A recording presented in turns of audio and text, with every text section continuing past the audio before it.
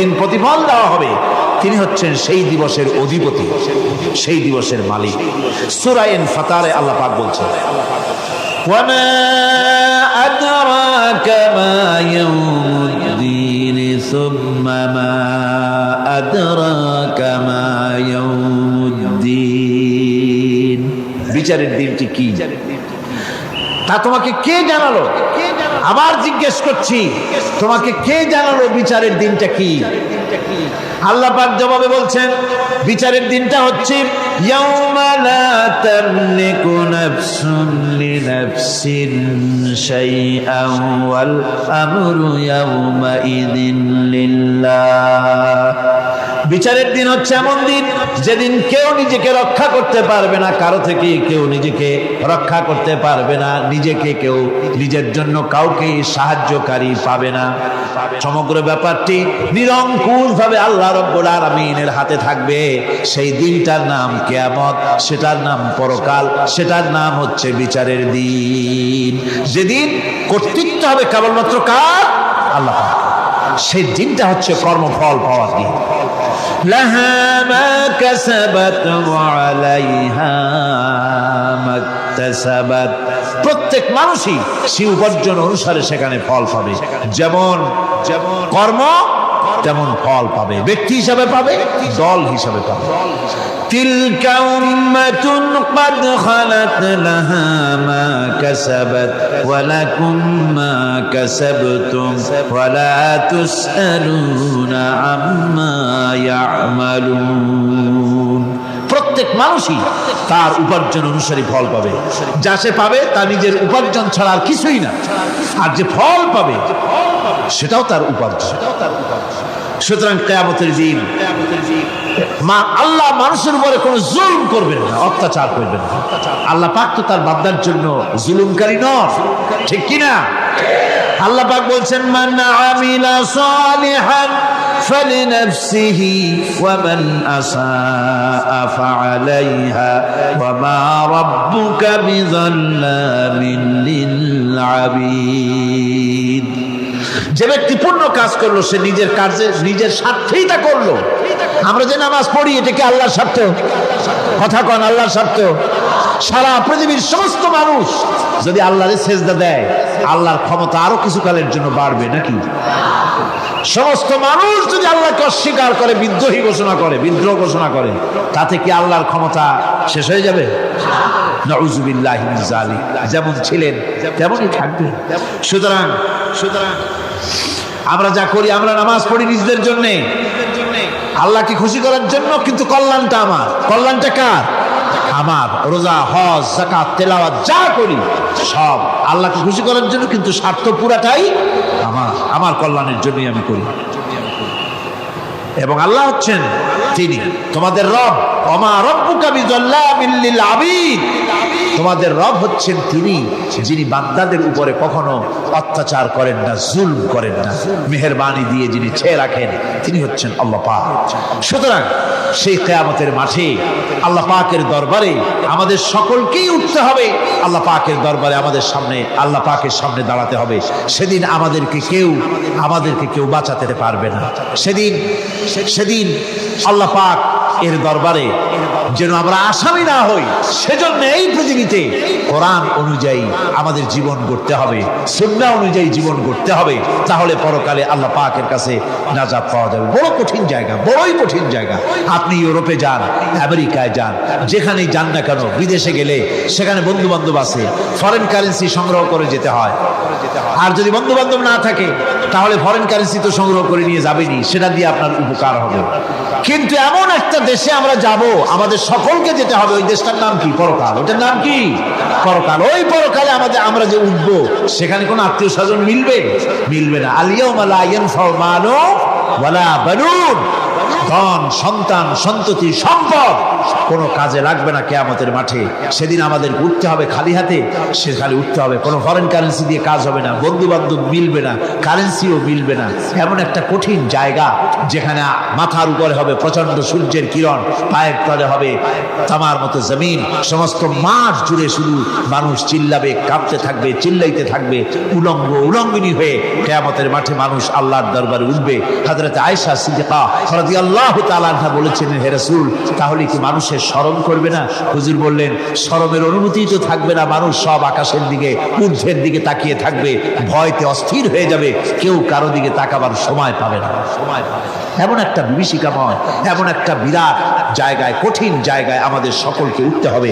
যাওয়ার আগে আল্লাহ পাক স্মরণ করিয়ে দিচ্ছেন, সূরা ফাতিহা প্রত্যেক নামাজে আমাদের স্মরণ করিয়ে দেয়, তিনি শুধু রহমান রহিমই নন, তিনি মালিক ইয়াউমিদ্দিন, তিনি কিয়ামতের দিন মানুষের বিচার করবেন। সে বিচারের মধ্যে পক্ষপাতিত্ব থাকবে না, সে বিচারটা বড় কঠিন হবে। কারো পয়সা যদি মারেন, কারো হক যদি নষ্ট করেন, তাহলে প্রতিটা পয়সার জন্য 70 রাকাত কবুল নামাজের সওয়াব দিতে হবে কিয়ামতের মাঠে। বাঁচা যাবে না সেদিন, উপায় হবে না। আল্লাহ পাক যার প্রতি রহম করবেন তিনি ছাড়া আর বাঁচার কোনো পথ নেই। সেই জন্য ওই পরকালের মাঠে কিয়ামতের দিন আল্লাহ পাকের দরবারে আমরা যেন আল্লাহর খাঁটি বান্দা হয়ে উঠতে পারি, এই জীবন যাপনের তৌফিক আল্লাহ পাক যেন আমাদের দান করেন। আমরা সবাই বলি আমিন, সকলে বলেন আমিন। আকামুস সালাত ওয়া আতাউজ যাকাত ওয়া আমারু বিল মারুফ ওয়া নাহাউ আনিল মুনকার। মুসলমানেরা যদি ক্ষমতায় যায়, দিনদার ইমানদার লোকেরা যদি ক্ষমতায় যায়, চারখানা কাম করবে। জোরে বলেন কয়খান? প্রথম নম্বরে নামাজ কায়েম করবে, 2 নম্বরে যাকাত আদায় করবে, 3 নম্বরে ভালো ভালো কাজের আদেশ করবে, আর 4র্থ নম্বরে কি করবে? সমস্ত খারাপ কাজগুলি 2 হাত দিয়ে তারা বাধা দেবে। বাধা দেবে কি দিয়ে? হ্যাঁ, এইবার দেখা যাচ্ছে কয়েকজনে বলছে, বেশি লোকে ভয় পাইছে। বাধা দেবে কি দিয়ে? হ্যাঁ, এই 2 হাত দিয়ে বাধা দিতে হবে। এই কথাটা কে বলেছেন? না না, আল্লাহ বলেন। আন্দাজে মারলে হইল নাকি? বুঝে শুনে জবাব দিতে হবে। 2 হাত দিয়ে বাধা দিতে হবে। কথাটি কার? রাসূল করিম সাল্লাল্লাহু আলাইহি ওয়াসাল্লামের। মান রা মিনকুম মুনকারান ফালিয়ুগাইয়িরহু বিয়াদিহি।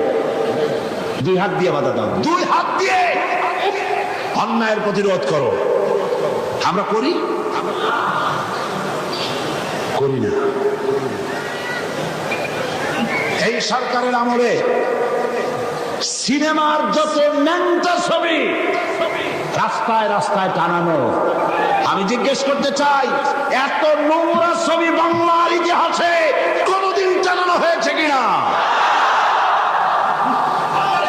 একজন সরকার, একটা সরকার প্রধান নারী, একজন নারী সরকার প্রধান, আর তার সময় নারীরা সবচাইতে বেশি লাঞ্ছিত আর ধর্ষিতা হলো। ভালো কাজের আদেশ দাও, অন্যায় কাজ থেকে ফিরাও। রমজান মুবারক আসতেছে, চট্টলার সিংহ পুরুষেরা হাত মজবুত করো, সিনেমার পোস্টার ছেড়ে আন্দোলন শুরু করে দাও। কোন সিনেমায় নগ্ন ছবি থাকতে পারবে না, কোন রাস্তায় নগ্ন ছবি থাকতে পারবে না।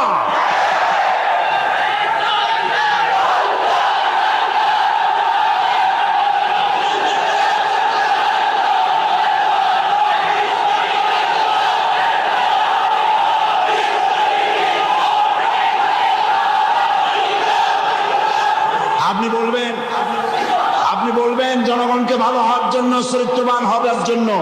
ছেলেরা চরিত্রবান থাকবে কেমনে? রাত 2টোর পরে ডিশ এন্টিনার মাধ্যমে নীল ছবি প্রদর্শিত হয়, ডিশ এন্টিনা দিয়ে। এই ডিশ এন্টিনার এই পারমিশন কে দিল? কি জবাব দিবা কিয়ামতের দিন? এত ধর্ষণ বাড়তেছে খামোখা, ছবি রাস্তায় টানানো, আর রাতের বেলায় নীল ছবি প্রদর্শিত হচ্ছে ডিশ এন্টিনার মাধ্যমে। যুবক যুবতীরা দেখতেছে, চুরি হচ্ছে, ডাকাতি হচ্ছে, খুন হচ্ছে। বাংলাদেশ হাবিয়া দোজখে পরিণত হয়ে গেছে। আমি মুসলমানদের যেই দলের হক, যত মানুষ এখানে এসেছেন সকলের বিবেকের কাছে দাবি করি, সকলের বিবেকের কাছে আপিল করি। টেলিভিশনে একটা অনুষ্ঠান দেখায় না, জাতির বিবেকের কাছে প্রশ্ন। জাতির বিবেকের কাছে প্রশ্ন করে লাভ নাই, সরকারের বিবেকের কাছে প্রশ্ন করতে চাই।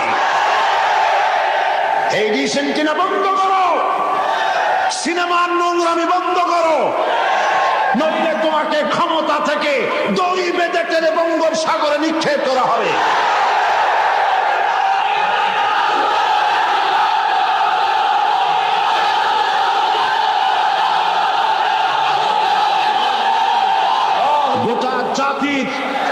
গোটা জাতির চরিত্র নষ্ট করা হচ্ছে।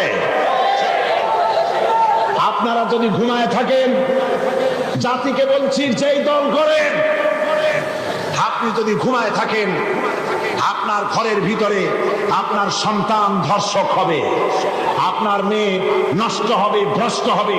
গোটা জাতি ইউরোপ আমেরিকার চাইতে নোংরামি, নষ্টামি, ভ্রষ্টতার ভিতরে ডুবে যাবে গোটা দেশ। এখনো সময় এসেছে, রুখে দাঁড়াও, রুখে দাঁড়াও। ঈমান বাঁচাবার লক্ষ্যে, দেশ বাঁচাবার লক্ষ্যে। ও আমার জাতি, ফিরে এসো, ঈমানের বলে বলিয়ান হও। ইন্না কায়দা শায়তানি কানা দাঈফা, শয়তানের চক্রান্ত আসলেই দুর্বল। বাড়িওয়ালার শক্তি বেশি না চোরের শক্তি বেশি? আপনারা বাড়িওয়ালা। অন্যায় কাজের প্রতিরোধ, ভালো কাজের আদেশ, এই কাজটা রাসূলুল্লাহ করেছিলেন। আপনারা দেখেন আমাদের দেশে মসজিদেও লোক ভরা, সিনেমা হলে কি মানুষের খুব দুঃখ নাকি? বরং সামনে লেখা থাকে হাউসফুল, লোক ভর্তি, মাহফিলেও লোক ভর্তি, গান বাজনাও লোক ভর্তি। আমি এই দৃষ্টান্তটা এইভাবে দেই যে একটা খাল উত্তর দক্ষিণে প্রবাহিত, ওই খালে অনেক মাছ আছে। মাছ ধরার জন্য এলাকাবাসীরা খালের মধ্যে নেমে গেল। তারপরে উত্তর দিকের পানি বালতি ভরিয়া দক্ষিণ দিকে ফালাইতে লাগলো বহু মানুষ। এইভাবে পানি ফালাইতে ফালাইতে সন্ধ্যা হয়ে গেছে। মাছ ধরার জন্য পিছনে তাকাইছে, তাকায় দেখে সামনেও যত পানি, পিছনেও তত পানি। মেহনত বরবাদ, গুনাহ লাজিম। এখন এই অবস্থা হলো কেন বলেন তো বুদ্ধি করিয়া? সুবহানাল্লাহ, সকলেই সচেতন, বুঝে ফেলাইছেন। বাঁধ না দিয়া সমানে পানি ফেলাইছে। আজকে যদি একটা আদর্শিক বাঁধ আমাদের থাকতো, তাহলে মসজিদ ভরা, সিনেমা ভরা, এটা হইতো না। আদর্শিক বাঁধ হলো ইসলামের রাষ্ট্র। ইসলামের রাষ্ট্র যদি হতো, তাহলে সিনেমার ছেলেরা, সিনেমা যারা দেখে, ওরা ভালো হয়ে মসজিদে ঢুকতো। আর মসজিদের মানুষ কোন রকম সিনেমায় যেত না। যত খারাপ ভালো হতো, যত খারাপ তত ভালো হতো। হতে হতে উত্তর দিকে তাকায় দেখা যেত খারাপ একটাও নাই, সব ভালো হয়ে গেছে। রাসূলুল্লাহ এটাই করেছেন, আল্লাহর নবীরা এটাই করেছিলেন। এবং এই পদ্ধতি দিয়ে ওই আমরুহুম বিল মারুফ ওয়া ইয়ানহাহুম আনিল মুনকার, ভালো কাজের আদেশ করতেন, অন্যায় কাজ থেকে দুই হাতে ফিরে হাত দিয়া বাধা দিতেন। ফিরতে হবে, ফিরতে হবে। আজকে এই কাজটি করার পর রাসূল করিম সাল্লাল্লাহু আলাইহি ওয়াসাল্লাম তার যুগে 10 বছর এটার উপরে শাসন করলেন। আল্লাহ পাক বলেছেন এই কাজটা করলেই তোমরা মুক্তি পাবে, কল্যাণ পাবে। এই কি কাজ? ভালো কাজের আদেশ, অন্যায় কাজের নিষেধ। এই কাজটা করলেই তোমরা কি পাবে? কল্যাণ পাবে। তোমাদের রাষ্ট্র কল্যাণ রাষ্ট্রে পরিণত হয়ে যাবে। ওয়াদা কার? এবার দেখেন 10টি বছর নবীজি রাষ্ট্র পরিচালনা করার পর ইন্তেকাল করলেন। হযরত আবু বকর রাদিয়াল্লাহু তাআলা আনহু তিনি আজ রাষ্ট্রপ্রধান হয়েছেন।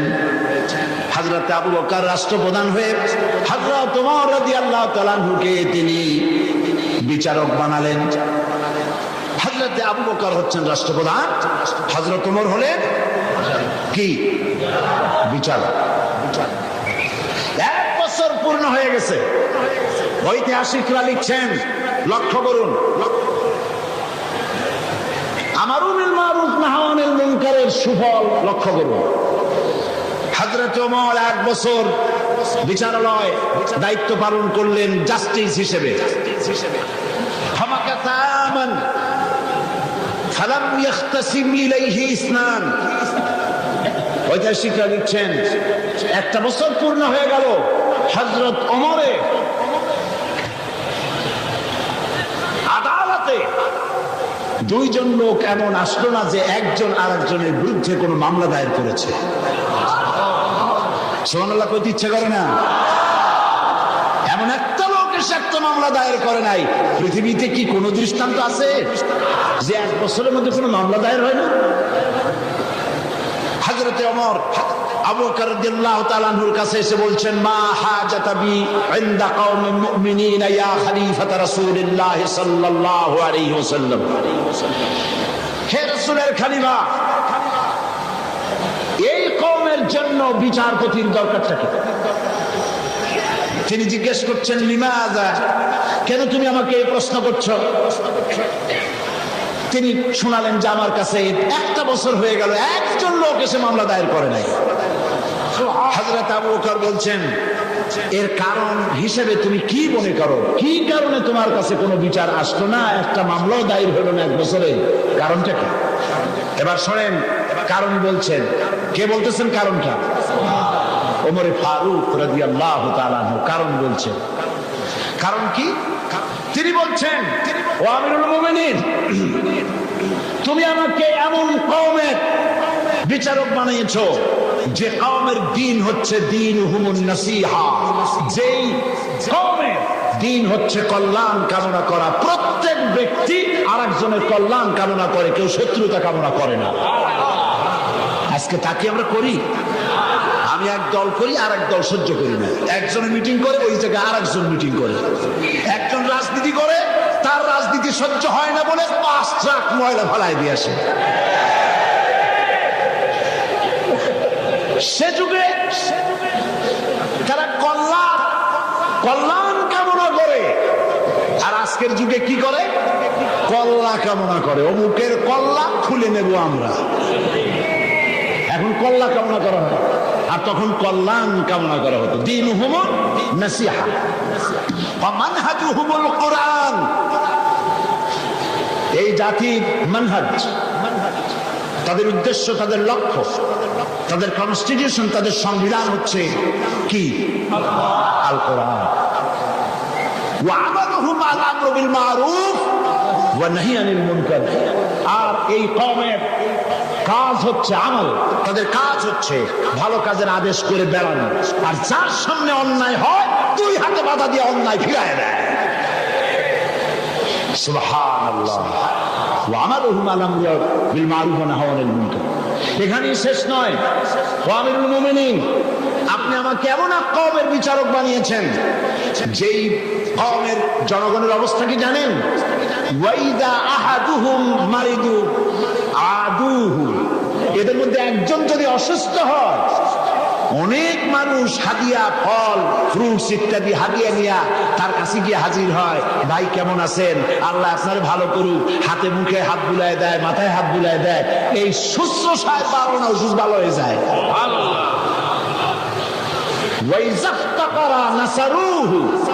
আর যখন তাদের মধ্য থেকে কেউ ফকির হয়, গরিব হয়, সাহায্য করার জন্য লোকেরা এগিয়ে আসে।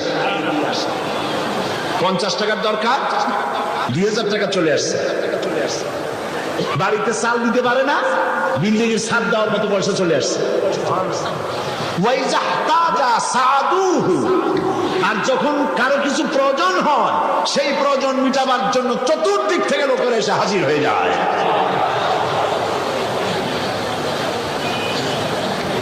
কুল্লু ওয়াহিদিন মিনহুম ইয়ারিফু হাদ্দাহু ফায়াকিফু ইনদাহু। এর প্রত্যেক ব্যক্তি তার নির্ধারিত সীমা চেনে। যেখানে আল্লাহ রাব্বুল আলামিন যে জিনিসকে হারাম করেছেন, ওই হারামের বর্ডারে গিয়ে দাঁড়ায় যায়, হারামকে ক্রস করে না। ফায়াকিফু ইনদাহু, সেখানে দাঁড়িয়ে যায়। فيما هم يختصمون إلي يا خليفة رسول الله صلى الله عليه وسلم। সুতরাং এই জাতির জন্য বিচারকের দরকারটা কি? খামোখা সারাদিন আমি বসে থাকি, বিচারকের কোনো দরকার নাই। আরে সুবহানাল্লাহ বলতে পারলেন না? রাসূলুল্লাহ এই সমাজ তৈরি করেছিলেন। এই সমাজ জাতীয়তাবাদ, উগ্র জাতীয়তাবাদের মধ্য দিয়ে, সমাজতন্ত্রের মধ্য দিয়ে, ধর্ম নিরপেক্ষ মতবাদের মধ্য দিয়ে, আল্লাহর কসম এই সমাজের চেহারা আপনারা দেখতে পারবেন না। এই সমাজ যেটা রাসূলুল্লাহ করেছিলেন, সেই সমাজ যদি চান, এই সমাজ ভাঙতে হবে, নতুন সমাজ গড়তে হবে। দেন স্লোগান, এই সমাজ ভাঙতে হবে, নতুন সমাজ গড়তে হবে। এই সমাজকে ভেঙে দিয়ে, এই সমাজ ভেঙে দিয়ে নতুন যে সমাজ হবে, সেই সমাজ উগ্র জাতীয়তাবাদের সমাজ নয়, সমাজতন্ত্রের সমাজ নয়, ধর্ম নিরপেক্ষতাবাদের সমাজ অবশ্যই নয়। সেই সমাজ হবে আল্লাহ রাব্বুল আলামিনের দেওয়া, রাসূলের দেওয়া ইসলামী সমাজ। এই ধরনের একটি সমাজকে আপনারা চান? এই ধরনের সমাজকে চান? সেই ধরনের সমাজ প্রতিষ্ঠার জন্য কোরআনে কারীম বুঝতে হবে, রাসূলের প্রতি ঈমান মজবুত হতে হবে। রাসূল রাষ্ট্রপতি ছিলেন এবং তাম পৃথিবীতে তাকে দিয়ে আল্লাহ পাক রিসালাতের দায়িত্ব কমপ্লিট করে দিয়েছেন।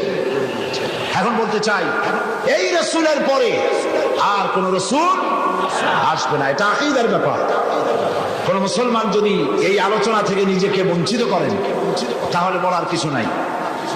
এটি গুরুত্বপূর্ণ আলোচনা। খাতমে নবুয়ত, বিগত কয়েক যুগ ধরে ইসলামের বিরুদ্ধে যে সব ফিতনার উদ্ভব হয়েছে, তার মধ্যে নতুন নবুয়তের দাবি হচ্ছে একটি মারাত্মক ষড়যন্ত্র। এ ব্যাপারে খাতমে নবুয়তের বিশ্বাসের তাৎপর্য, গুরুত্ব অনুধাবন করা রিসালাতের অপরিহার্য দাবি। একজন নবীর পর আর একজন নবী আসতে পারে কেবলমাত্র তিনটি কারণে। বোঝেন ভালো করে, একজন নবীর পরে আরেকজন নবীর আসার কারণ হতে পারে মাত্র তিনটি। কয়টি? এক, প্রথম নবীর শিক্ষা বিলুপ্ত হয়ে গেছে এবং তা পুনর্বার পেশ করা প্রয়োজন, এই জন্য একজন নবী আসা দরকার। রাসূলুল্লাহর শিক্ষা কি বিলুপ্ত হয়েছে? রাসূলুল্লাহর শিক্ষা বিলুপ্ত হয়নি, চির অম্লান হয়ে আছে। নতুন নবীর প্রয়োজন নাই। দুই, প্রথম নবীর শিক্ষা পূর্ণাঙ্গ নয় এবং তার শিক্ষা সংশোধনের বা পরিবর্তনের প্রয়োজন, এজন্য নতুন একজন নবীর প্রয়োজন। রাসূল করিম সাল্লাল্লাহু আলাইহি ওয়াসাল্লামের শিক্ষা কি পূর্ণাঙ্গ নয়? তা কি সংশোধন এবং পরিবর্তনের কোনো প্রয়োজন আছে? ঠিক, প্রথম নবীর শিক্ষা একটি জাতির জন্য সীমাবদ্ধ, অন্যান্য জাতির জন্য আর একজন নবী দরকার। রাসূল করিম সাল্লাল্লাহু আলাইহি ওয়াসাল্লাম কি শুধু একটি জাতির নবী? রাসূল করিম সাল্লাল্লাহু আলাইহি ওয়াসাল্লাম হচ্ছেন বিশ্ব নবী। সুতরাং তার নবুয়তের পরে নতুন কোন নবীর আমদানির কোনো প্রয়োজন নাই। রাসূল করিম সাল্লাল্লাহু আলাইহি ওয়াসাল্লামের নবুয়ত শেষ, এরপরে আর কোন নবী?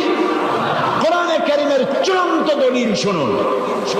মা কানা মুহাম্মাদুন আবা আহাদিম মির রিজালিকুম ওয়ালাকিন রাসূলুল্লাহি ওয়া খাতামান নাবিয়্যিন। মুহাম্মদ সাল্লাল্লাহু আলাইহি ওয়াসাল্লাম তোমাদের কোন পুরুষদের পিতা নন, বরং তিনি আল্লাহর রাসূল এবং নবীগণের পরিসমাপ্তকারী, আর আল্লাহর সর্ববিষয়ে মহাজ্ঞানী।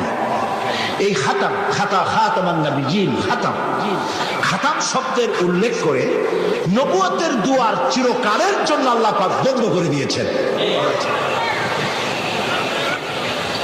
সেই প্রথম শতাব্দী থেকে আজ পর্যন্ত, হিজরি প্রথম শতাব্দী থেকে নিয়ে পর্যন্ত পৃথিবীর সমস্ত উলামায়ে কেরাম একমত, পৃথিবীতে আর কোন নবী আসবেন না, আসার কোন দরকার নেই। অথচ এই খাতামের অর্থ নতুন নবী, ভণ্ড নবী, মিথ্যা দাবিদার নবী, পৃথিবীর নিকৃষ্ট শয়তান গোলাম মোহাম্মদ কাদিয়ানী। আল্লাহর জাহান্নামের আগুন তার কবরে অনন্তকাল জ্বলতে থাকুক।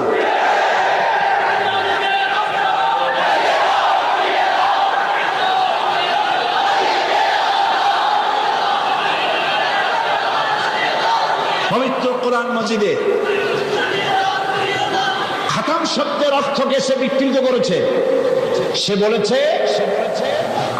খাতামুন নবিয়্যিন এর অর্থ হচ্ছে আফজালুন নবিয়্যিন, ওর বাপের মাথা। সে বলেছে আরো নবী আসতে পারে। আমি তার লেখা থেকে কোট করছি। গোলাম মোহাম্মদ কাদিয়ানী বলছে, ये बात बिल्कुल रोज रोशन की तरह साबित है कि आ हजरत सल्लल्लाहु अलैहि वसल्लम के बाद नबूवत का दरवाजा खुला है। দিবালোকের মতো এটা সত্য যে মুহাম্মদ সাল্লাল্লাহু আলাইহি ওয়াসাল্লামের পরে নবুয়তের দরজা খোলা আছে। শাহ বলছে, उन्होंने यानी मुसलमानों ने यह समझ लिया है कि खुदा के खजाने खत्म हो गए। उनका यह समझना खुदा ताला की कदर की ही ना समझने की वजह से है, वरना एक नबी क्या, मैं तो कहता हूं कि हजारों नबी होंगे। শয়তান কোথাকার।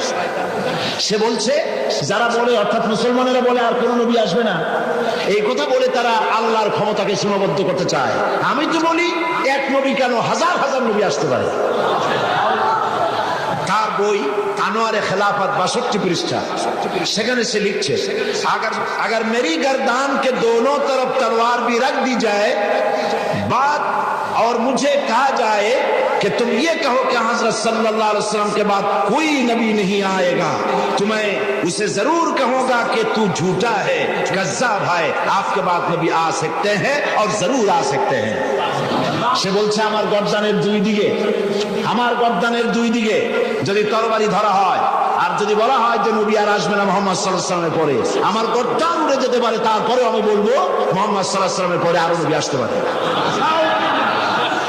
এবার ধরুন গোলাম মোহাম্মদ কাদিয়ানী তার বইয়ের মধ্যে লিখছে, कुल मुसलमान जो हजरत मसीह मऊद की बायात में शामिल नहीं हुए, खा उन्होंने हजरत मसीह मऊद का नाम भी नहीं सुना, वो काफिर है और दायरा इस्लाम से खारिज है। গোলাম মোহাম্মদ কাদিয়ানী তার আয়নায়ে সাদাকাত বইয়ের মধ্যে লিখছেন যে গোলাম মোহাম্মদকে যারা নবী মানে না অথবা তার নাম যারা শোনে নাই তারাও কাফের। নাউযুবিল্লাহি মিন যালিক। এরপরে শারও লিখছে মুসলমানদের ছেলে মেয়েরাও কাফের। তার বই আনোয়ারে খেলাফত 93 পৃষ্ঠা লিখছে, अगर किसी गैर अहमदी का छोटा बच्चा मर जाए तो उसका जनाजा क्यों नहीं पढ़ा जाए, वो तो मसीह मऊद का मुनकर नहीं।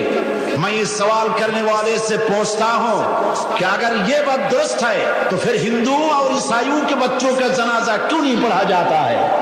দেখছেন কত বড় উল্লু। সে বলছে যে মুসলমানদের বাচ্চাদের জানাজা পড়া যাবে না কেন, প্রশ্ন করা হয়েছে তাকে। সে বলছে যে মুসলমানদের জানাজা কেন পড়বো, মুসলমানদের বাচ্চাদের জানাজা কেন পড়বো, হিন্দু এবং খ্রিস্টানদের বাচ্চাদের তো আমরা জানাজা পড়ি না, সুতরাং মুসলমানদের বাচ্চারাও যখন ঈসাই আমাদেরকে যখন মানে না, গোলাম মোহাম্মদকে নবী মানে না, সুতরাং সেও কাফের, তার জানাজা পড়া যাবে না। এইভাবে তার বইপত্রের মধ্যে অনেক কথা সে লিখেছে। এমনকি কোথাও লিখেছে যে আমি স্বপ্নে দেখেছি আল্লাহ আমার সামনে এক যুবকের রূপ ধারণ করে এসেছেন, আর আমি এক যুবতী নারী হিসেবে তার সামনে দাঁড়ালাম, তিনি রাতে আমাকে ব্যবহার করলেন এবং তার দ্বারা আমি গর্ভবতী হয়ে আমি ঈসা মসিহে রূপান্তরিত হলাম। নাউযুবিল্লাহ। এই শয়তানের কবরে দোজখের আগুন জ্বলুক। ওকে যারা নবী বলে মানে তারা কাফের।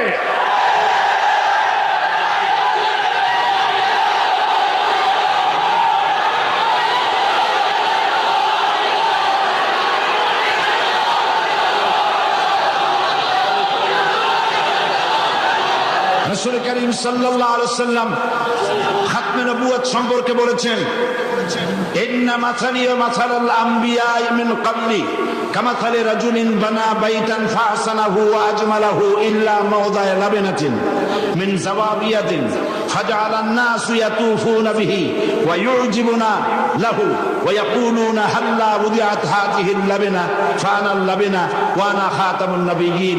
বুখারী কিতাবুল মানাকিব। আল্লাহর নবী বলেন, একটি বিল্ডিং, সেই বিল্ডিং এর ভিতরে যদি একখানা ইটের অভাব থাকে তাহলে প্রত্যেকের চোখে ধরা পড়বে একখানা ইট নাই। যখন ইটখানা পূর্ণ করা হবে, বিল্ডিংটি পূর্ণ হয়ে গেল।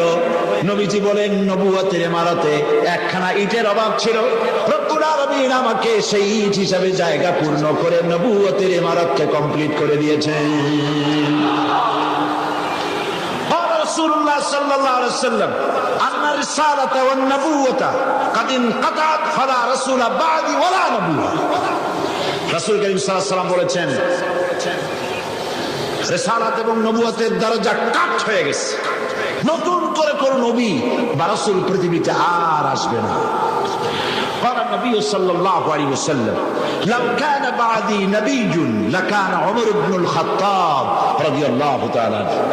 আমার পরে যদি কেউ নবী হতো অবশ্যই ওমরকে আল্লাহ পাক নবী বানায় দিতেন। قال رسول الله صلى الله عليه وسلم لا نبي بعدي ولا أمة بعد أمتي। আমার পরে আর কোন নবী নাই, আমার উম্মতের পরে আর কোন উম্মত নাই। রাসূল করিম সাল্লাল্লাহু আলাইহি ওয়াসাল্লাম বলেছেন, আন সাওবান রাদিয়াল্লাহু তাআলা আনহু আন্নাহু ক্বাল ক্বাল রাসূলুল্লাহ সাল্লাল্লাহু আলাইহি ওয়াসাল্লাম ওয়া আন্নাহু সায়াকুনু ফি উম্মতি 30 কাযাবুনা কুল্লুহুম ইয়াজআমু আন্নাহু নাবিয়্যুন ওয়া আনা খাতামুন নাবিয়্যিন লা নাবিয়্যা বাদি। রাওয়াহু আবু দাউদ কিতাবুল ফিতান। আবু দাউদ শরীফে এসেছে, রাসূল করিম সাল্লাল্লাহু আলাইহি ওয়াসাল্লাম বলেছেন, আমার পরে 30 জন মিথ্যাবাদী নবুয়তের দাবি করবে। মিথ্যাবাদী, কাযযাব, দাজ্জাল। অথচ আমার পরে আমি শেষ নবী, আমার পরে আর কোন নবী আসবে না। রাসূলুল্লাহ সাল্লাল্লাহু আলাইহি ওয়াসাল্লামের জীবনের শেষ ভাগে মুসাইলামা কাযযাব মিথ্যা নবুয়তের দাবি করল। রাসূলের পরে যদি আর কোন নবী আসার গুঞ্জাইশ থাকতো, তাহলে আপনারা বলেন, হুজুরের ইন্তেকালের পর সর্বপ্রথম যে যুদ্ধ হলো সেটা তো এই যুদ্ধই ছিল। মুসাইলামা কাযযাবকে গ্রেফতার করার জন্য, তার বিরুদ্ধে যুদ্ধ করার জন্য সমস্ত সাহাবায়ে কেরাম এক হয়ে গিয়েছিলেন। রাসূলের পরে আর কেউ নবী হবে এটা যদি বৈধ হতো, তাহলে সাহাবায়ে কেরাম এই যুদ্ধে যেতেন না, ঠিক কিনা? তার বিরুদ্ধে যুদ্ধ করেছেন। সেই বেটা নবুয়তের দাবি করছে, লোকেরা কয় আপনি তো খালি নবী নবী করেন, তা আপনার ওহী কই? কয় যে দেখো, কেবল না নবী হইলাম, একটু অপেক্ষা তো করবা। হ্যাঁ, জিবরাইল আসুক। কয়েকদিন পর কয় যে জিবরাইল আসছিল আজকে। তারপর কি সূরা পাইলে? কয় যে সূরা একখান পাইছে।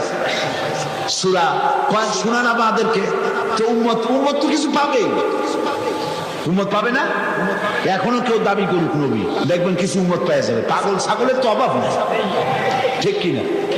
তা নাহলে গোসল শরীফের পানি মানুষে খাইতে পারে। নাউযুবিল্লাহ। একজন পীর হয়, ওনার একটা গোসল শরীফ হবে, গোসলের পানি শরীরের যত জায়গা ধুয়ে পড়লো, নাউযুবিল্লাহ, এইগুলা মানুষে খায়। সুতরাং পাগল ছাগলের অভাব নাই। পাগল ছাগল আছে, কিছু উম্মত পেয়ে গেছে। উম্মতের কয় সূরা কই? কয় পাইছি সূরা। সূরা একটা শোনাই দিল, ইন্না আ'তাইনাকাল আকা ফাসাল্লি লিরাব্বিকা ওয়াজআ ইন্না শানিয়াকা হুয়াল আবলাহ। উম্মতের কয় যে তো মহামরণ, এ কি সূরায় পড়তে গেলে তো কাশি আসে। আর অর্থ কি? রাসূলুল্লাহর উপরে যে সূরা নাযিল হয়েছে, সুবহানাল্লাহ, তা শুনলে চোখ দিয়ে পানি পড়ে। আর এটা সূরা হইল, অর্থটা কি? আমি তোমাকে নিশ্চয়ই হুতুম পেশা দান করেছি, সুতরাং তোমার রবের উদ্দেশ্যে চিৎকার মারো, তোমার শত্রুরা শ্বেত এবং কালো বর্ণের হবে। এটা হইল কি? আগা নাই মাথা নাই, তো হইল কি? তারপরে যুদ্ধ হলো, শয়তান মরল। 30 জন মিথ্যাবাদী নবুয়তের দাবি করবে।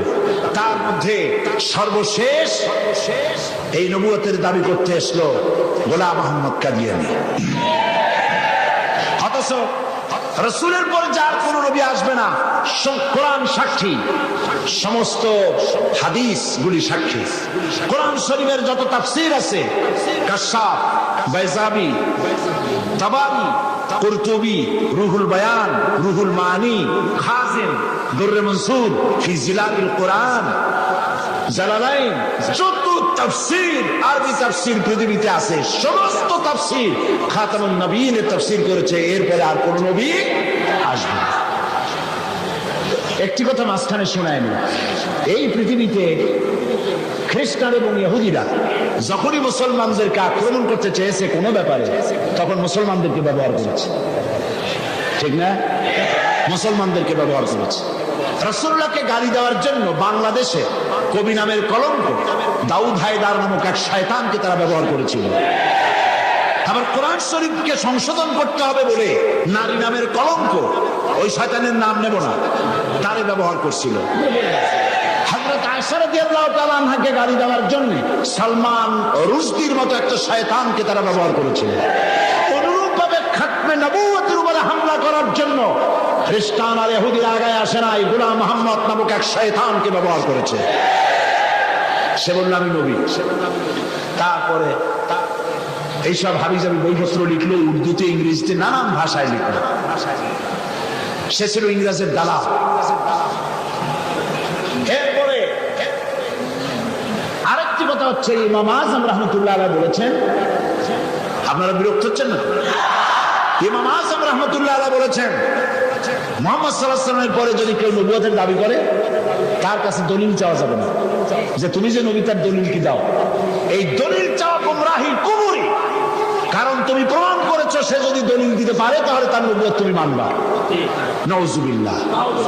মাওলানা আতাউল্লাহ শাহ বুখারী রাহমাতুল্লাহ আলাইহি সেই যুগের শ্রেষ্ঠ আলেম, তিনি তার কাছে গিয়ে বলছেন, হে গোলাম, নবুয়তের দাবি করো, শক্তি পাও কই? কয় শক্তি দিছে আমার কোরআন শরীফ। কোথায় আছে? কয় কোরআন শরীফে আছে না, সূরা আস-সাফের মধ্যে আমাকে বলা হয়েছে ঈসা আলাইহিস সালাম আমার ব্যাপারে বলেছেন, ইয়াতি মিন বাদ ইসমুহু আহমদ, আমার পরে একজন আসবেন তার নাম হবে আহমদ, আমি সেই আহমদ। মাওলানা বুখারী বললেন, ঈসা আলাইহিস সালাম যার কথা বলে গেছেন তার নাম আহমদ, আর তোর নাম হচ্ছে গোলাম আহমদ। তার অর্থ হচ্ছে ঈসা আলাইহিস সালাম যে আহমদের কথা বলেছেন, সেই আহমদের তুই গোলাম। গোলাম আহমদ বলছে, এটা তো খুব মুশকিল হয়ে গেল। তাহলে আমি আমার নামের প্রথম শব্দ বাদ দিয়ে দিলাম, গোলাম বাদ দিলাম, আজ থেকে আহমদ হয়ে গেলাম। এখন কি করবো?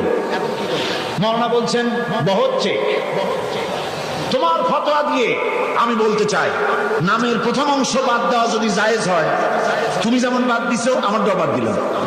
আমার নাম আতা আল্লাহ, আমার নামের আতা বাদ দিলাম। আমার নামের আতা বাদ দিলে আমি আল্লাহ হই, আর আমি আল্লাহ হয়ে কই তোর মতো গাধারে আমি নবুয়ত দেই নাই।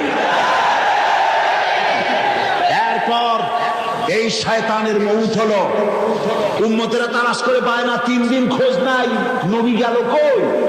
খুঁজতে খুঁজতে টয়লেটের মধ্যে দিয়া গন্ধের জ্বালায় অস্থির, যাইয়া দেখে টয়লেটে যা থাকে খাইয়া পেট ফুলাইয়া শয়তান মরে রইছে। নাউজুবিল্লাহ। এই গোলাম মুহাম্মদ কাদিয়ানী কাফের। আমি বুঝতে পারি না মানুষের কেন হুঁশ হয় না। দুনিয়ার কোন আলেম, কাদিয়ানী সম্প্রদায়ের মধ্যে কোন আলেম নাই, কোন আলেম নাই, একজন আলেমও নাই। এদেরকে খ্রিস্টানেরা বসে আর বসে আমার দেশের সরকার। তা না হলে পরে আমি সরকারকে বলতে চাই, তোমরা যদি মুহাম্মদ সাল্লাল্লাহু আলাইহি ওয়াসাল্লামকে শেষ নবী মানো, তাহলে গোলাম মুহাম্মদকে নন মুসলিম মাইনরিটি কাফের বলতে বাধা কোথায়? তার অর্থই হচ্ছে তোমরা সহনশীল, গোলাম মুহাম্মদ কাদিয়ানী আর কাদিয়ানীদের কাছ থেকে অর্থ পেয়ে, বিত্ত পেয়ে তাদের প্রতি সহনশীল হয়েছ। এই পৃথিবীর 18টি মুসলিম দেশ কাদিয়ানীদেরকে নন মুসলিম মাইনরিটি হিসেবে ঘোষণা করেছে। বাংলাদেশকেও করতে হবে। সেই সৌভাগ্য এই পোড়া কপাইলা সরকারের আছে কিনা আমি জানি না। বাংলাদেশের সমস্ত আলেম, সমস্ত পীর সব একমত। হিন্দুরা যেভাবে দেশে বাস করে স্বাধীন নাগরিক হিসেবে, বৌদ্ধ খ্রিস্টানরা যেভাবে বাস করে এবং নাগরিক সুবিধা গ্রহণ করে, কাদিয়ানীরাও সেভাবে নাগরিক সুবিধা ভোগ করবে। তবে নন মুসলিম মাইনরিটি হিসেবে ভোগ করতে হবে, মুসলমান নামে ভোগ করতে পারবে না। এবং কোন কাদিয়ানীর মসজিদ থাকবে না। কাদিয়ানীদের মসজিদ নয়, উপাসনালয়। তাদের মসজিদের ইমাম হয় না, পুরোহিত হয়। তাদের উপাসনালয়ের ভিতরে পাওয়া গেল বোমা, ডিনামাইট। তাদের পুরোহিতদেরকে গ্রেফতার না করে, তাদের নেতাদেরকে গ্রেফতার না করে, আল্লাহর বান্দা এদেশের আলেমদেরকে গ্রেফতার করে পুলিশ রিমান্ডে নিয়ে নির্যাতন চালানো হচ্ছে। মনে রেখো, আল্লাহ বলেন আমি সীমা লঙ্ঘনকারীদেরকে ঢিল দে, দেখি কদ্দুর পারো। তারপরে যখন প্রান্ত সীমায় চলে যায়, ইন্না বাদশা রাব্বিকা লাশাদীদ, তোমার প্রভু যখন ধরে, তোমার প্রভুর পাকড়াও সিরিয়াস হয়ে যায়। হাতের কাছে 100 টেলিফোন থাকলেও টেলিফোনের গায়ে হাত যাওয়ার আগে ব্রাশ ফায়ার হয়ে কলিজা উড়ে চলে যাবে। আল্লাহকে ভয় করো। কারে ভয় করো? চিল্লাও, কারে ভয় করো? আল্লাহ পাককে ভয় করো। কাদিয়ানীরা কাফের, তাদের কুফরি থেকে, তাদের অনিষ্টতা থেকে দেশকে বাঁচাও। আমি আজ আপনাদের সামনে কথা স্পষ্টভাবে বলতে চাই, মুহাম্মদ সাল্লাল্লাহু আলাইহি ওয়াসাল্লামের খাতমে নবুয়তের উপরে ঈমান আনা আমাদের জন্য ফরজ। হুজুরের পরে আর কোন নবী আসবে না। আমার কথার ভুল অর্থ করার কোনো সুযোগ নাই, স্পষ্ট কথা বলছি। আমি আপনাদেরকে আরজ করব, আগামীকাল এই আয়াতের বাকি অংশ আপনাদের সামনে পেশ করব ইনশাআল্লাহ। মুনাজাতের জন্য সব মুসলমান যার যার জায়গায় 1 সেকেন্ডের ভিতরে বসে পড়ো। এত বড় মাহফিলের মুনাজাত কেউ নষ্ট করবেন না। সবাইকে বসতে বলেছি, দাঁড়ানো লোকেরা সবাই বসুন আর জোরে সরে জিকির করেন সুবহানাল্লাহ, আলহামদুলিল্লাহ।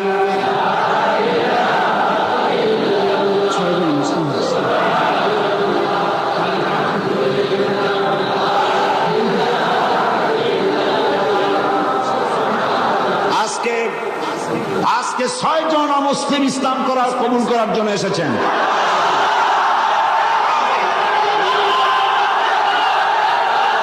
আমি আর একটা কথা শোনাই, আর একটি কথা শুনুন, আর একটি কথা শোনেন। মুনাজাতের কথা শুনে প্রত্যেক দিন যারা হাঁটেন, আমি তাদেরকে অনুরোধ করবো, আল্লাহর রাস্তায় আগামীকাল মাহফিলের ভেতরে ঢুকবেন না। মেহরবানি করে মাহফিলের চতুর্দিকে থাকবেন, যাতে মুনাজাতের নাম শুনলেই আপনারা দৌড় মারতে পারেন। আল্লাহর রাস্তার ভিতরে ঢুকবেন না। হাজার হাজার মানুষ পাড়ায় আপনারা যান, আপনাদের লজ্জা হওয়া উচিত। সবাই জিকির করেন সুবহানাল্লাহ।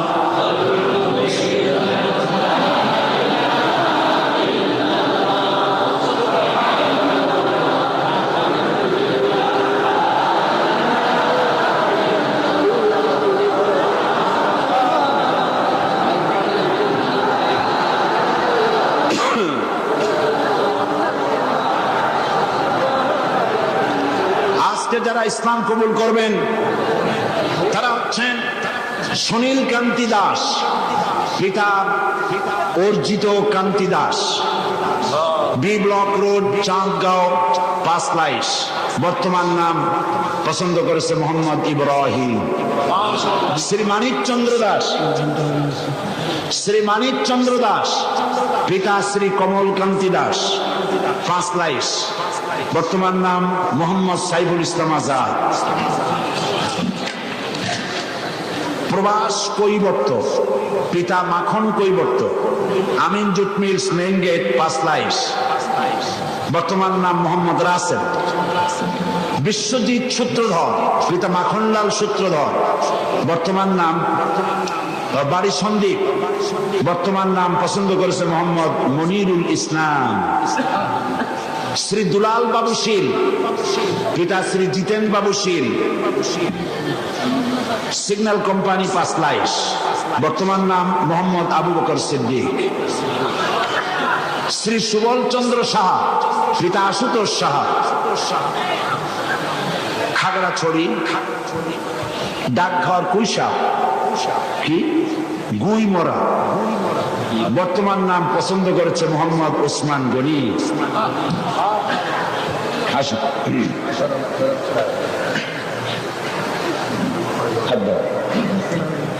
হাব্বা সবাই সবাই একটা একটা করে হাব্বা।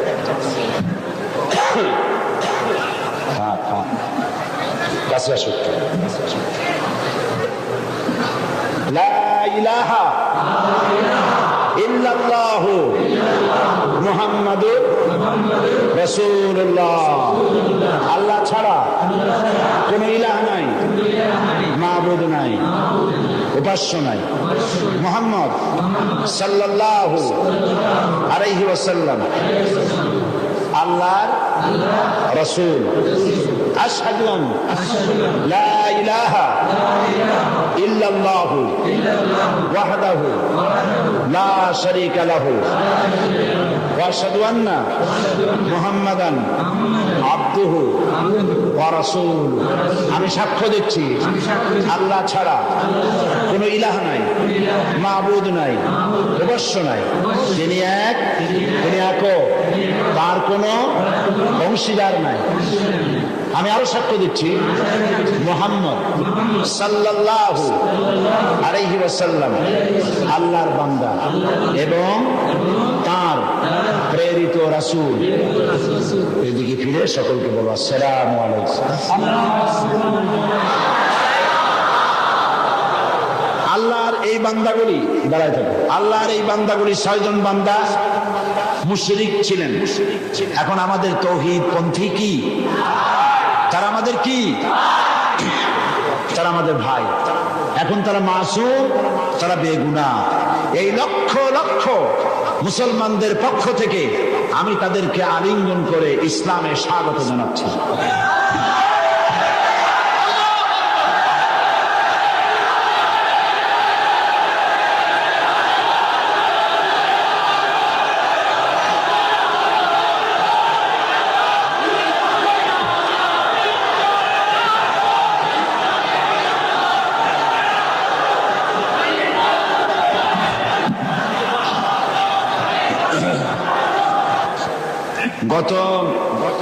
গতদিন মহিলা মাহফিল কবে হয়েছিল? গতকাল মহিলা মাহফিলে এক বোন প্রশ্ন করেছিলেন যে বিনবাজ, আব্দুল্লাহ বিনবাজ, যিনি ইন্তেকাল করেছেন, সৌদি আরবের গ্রান্ড মুফতি এবং বর্তমান বিশ্বের শ্রেষ্ঠ আলেম, নওয়ারাল্লাহু মারকাদাহু ওয়া জাআলাল জান্নাতা মাসওয়াহু। আল্লাহ তাকে জান্নাতুল ফিরদাউসের মেহমান বানিয়ে নিন। অনেক বড় আলেম, উঁচু পায়ার আলেম।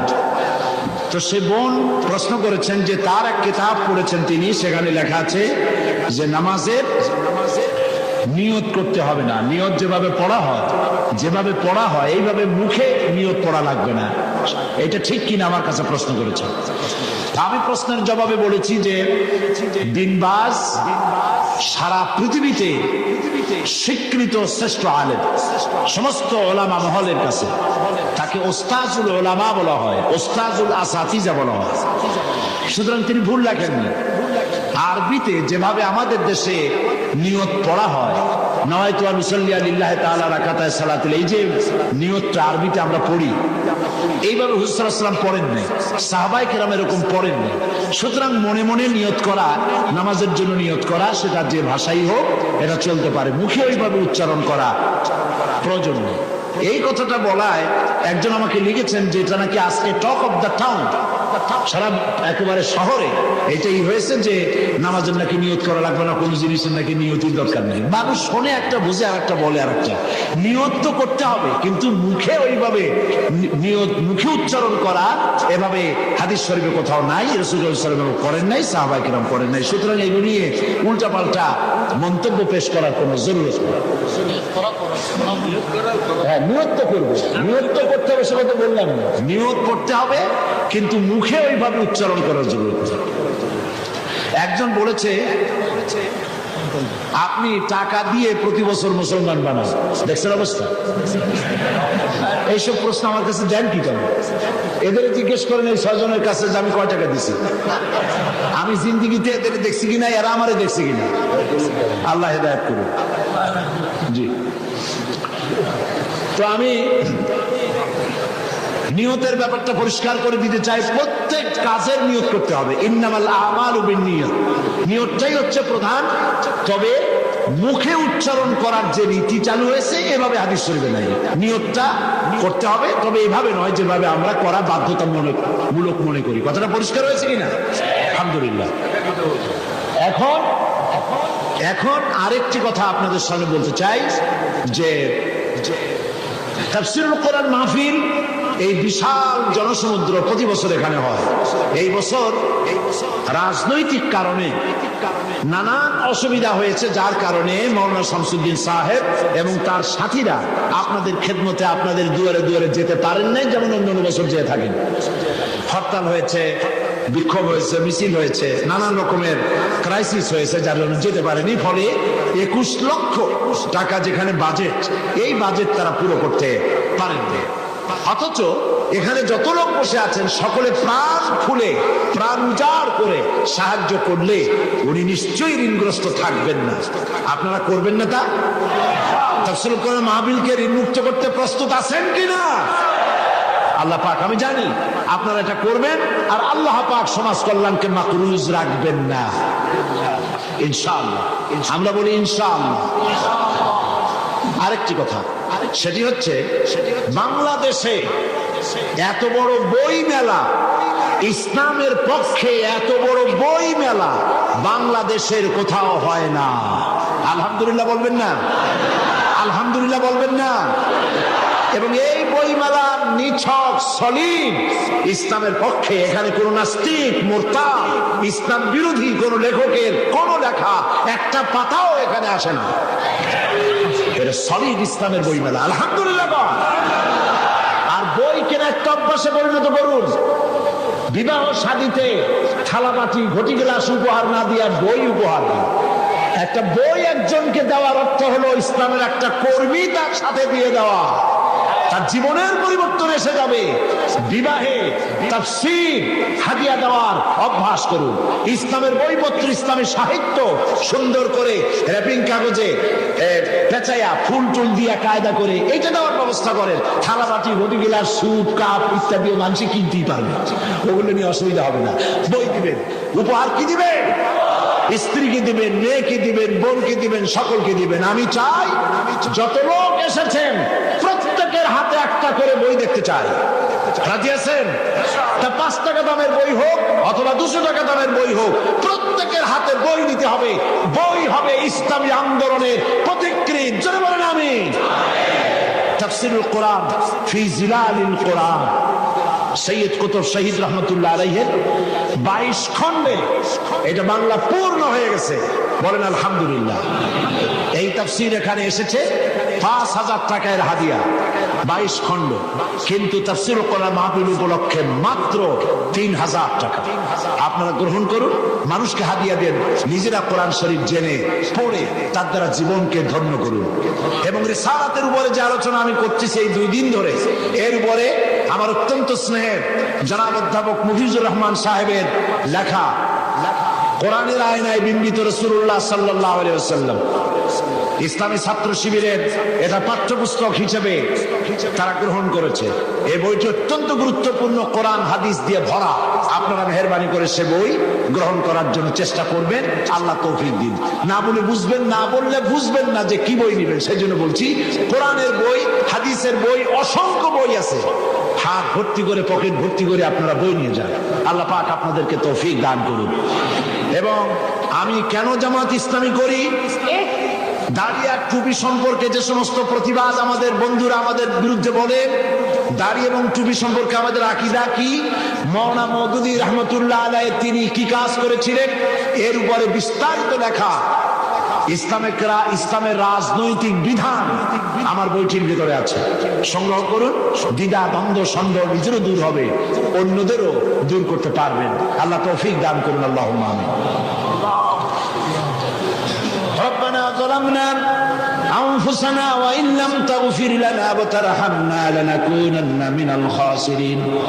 হে আল্লাহ তাআলা, লক্ষ লক্ষ মুসলমান নর নারী তোমার দরবারে হাত তুলেছি, মেহেরবানি করে আমাদেরকে গোমরাহি থেকে বাঁচাইয়া দাও, আমাদেরকে শিরক এবং বিদআত থেকে মুক্ত করে দাও। হে আল্লাহ, তুমি দয়া করে আমাদেরকে সিরাতুল মুস্তাকিমে চলার তৌফিক দিয়া দাও। ইয়্যাকা না'বুদু ওয়া ইয়্যাকা নাস্তাঈন। পড়েন সবাই, ইয়্যাকা না'বুদু ওয়া ইয়্যাকা নাস্তাঈন, ইহদিনাস সিরাতাল মুস্তাকিম, সিরাতাল লাযীনা আন'আমতা আলাইহিম গায়রিল মাগদুবি আলাইহিম ওয়ালাদ-দাল্লিন। اللهم لا مانع لما أعطيت ولا معطي لما منعت ولا ينفع ذا الجد منك الجد. ستر العرش مسبول علينا وعين الله ناظرة إلينا بحول الله لا يقدر علينا. اللهم إنا نجعلك في نحورهم ونعوذ بك من شرورهم. الله تعالى এই শতাব্দীর শেষ তাফসীরুল কোরআন মাহফিলের আজ চতুর্থ দিন। আগামীকাল এই মাহফিল শেষ হয়ে যাবে, পরের দিন এই মাঠ খা খা করতে থাকবে। হে আল্লাহ রাব্বুল আলামিন, প্রতি বছর এই চট্টগ্রামের মানুষেরা ঈদের মতো করে উৎসব করে, প্রত্যেকের বাড়িতে বাড়িতে মেহমান জমা হয়ে যায়। হায় আল্লাহ, তারা মানুষেরা দূর দূরান্ত থেকে ছুটে আসে। আল্লাহ, তুমি দয়া করে এই তাফসীরুল কোরআন মাহফিলকে এই দেশের ইসলামী আন্দোলনের মাইলস্টোন বানায়া দাও রব্বুল আলামিন। এই ইসলামী আন্দোলনের জন্য তামাম পৃথিবী বুকে কোরআনে কারীমের এই আওয়াজ তুমি পৌঁছায়া দাও। খাতমে নবুয়তের উপরে যে আলোচনা আমরা করলাম, এর উপরে আমাদের আকীদা মজবুত করে দাও। হায় আল্লাহ, কাদিয়ানী সম্প্রদায়কে আল্লাহ তুমি হেদায়েত করে দাও রব্বুল আলামিন। তাদেরকে এই বাংলাদেশে তারা যে মুসলমানদের বিরুদ্ধে ষড়যন্ত্র করছে, তার মোকাবেলায় আল্লাহ তুমি দয়া করে মুসলমানদেরকে সাহায্য করো রব্বুল